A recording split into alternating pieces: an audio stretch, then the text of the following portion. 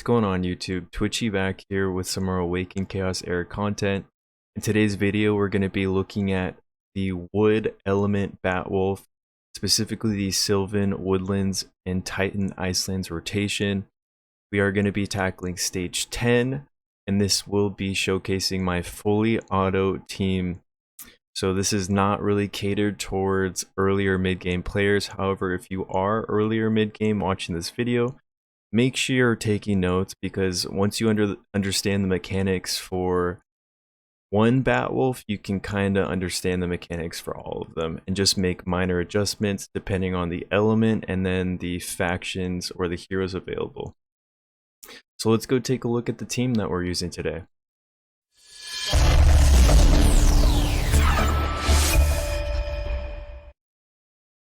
Alrighty, so first member on our team is going to be Matson.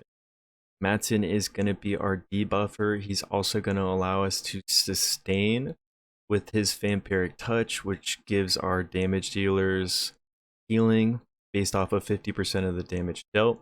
Really amazing. He also has some nice debuffs. He's got increased damage taken. He also has random debuffs that he can apply. And then he has ignites, resistance down 2. Matson brings a lot to our team. He's kind of crucial. Our build is going to be revival just so he can self-sustain, because we don't really have him built for damage, so he's not going to be getting the value from vampiric touch. I did really focus on his focus, because the more debuffs you apply on the Batwolf, the higher resistance it has, thus increasing the requirement of focus. So we went with 180. Now, because he has element advantage, that's around 200 focus. I would say that's a good goal. And then after that, we added some resistance just because the dot stacks that the boss applies can kind of hinder your run. So if we add if we added a little resistance, I've only got 60%. That helps me resist that occasionally and allows me to buy enough time for my brand to cleanse those dot debuffs. So next member on the team is going to be Firebrand. He is an amazing support. He's got the shield for mitigation on his trait based off of his HP, and then he has attack up 2, defense up 2, along with a cleanse, which is really important for your team. Otherwise, you're gonna have to put resistance on everyone, which just makes the gear requirement way higher than it should be. So Brand, C-Kane, you need someone for that cleanser role, so we just went with Brand because he just gives us that extra offensive support along with the shield mitigation. Next member on our team is going to be Cyrus. Cyrus is really just here for being a damage dealer that has elemental advantage.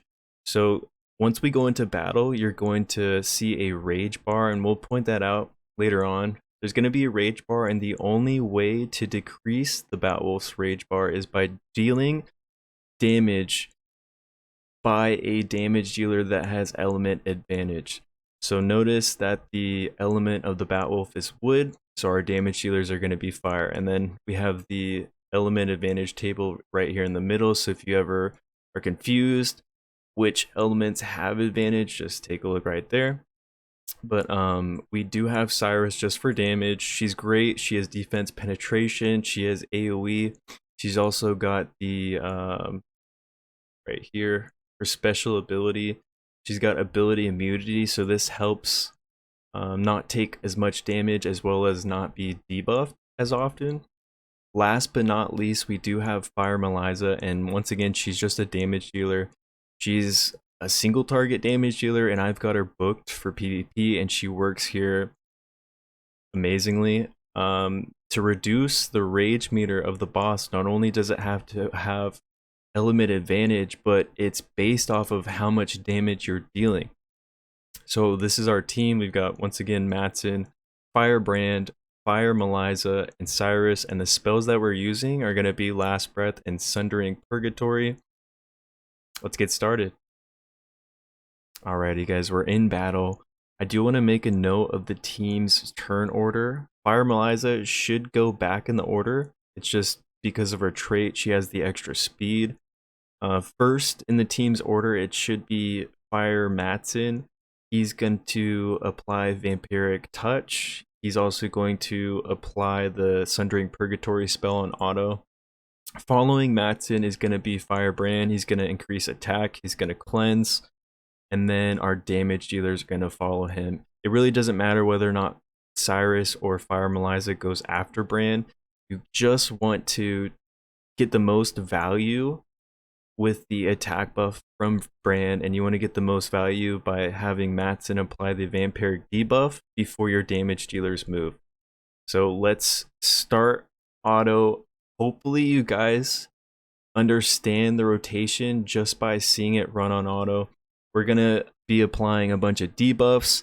Us applying these debuffs is going to increase the resistance on the Batwolf, making applying debuffs even harder. Although that also reduces the Batwolf's focus as well, making us get less debuffs on our team. So there are pros and cons. I like to stack as many debuffs as possible just so we aren't taking as many debuffs ourselves.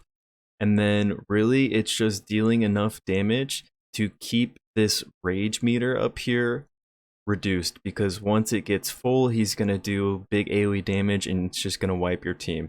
So if you guys do like this content, I'm going to go away now. I'm just going to let you guys watch it on auto. Hopefully you get the basics. Hopefully this helps you out, because I know a few people were kind of struggling with getting some auto stage 10 teams going. But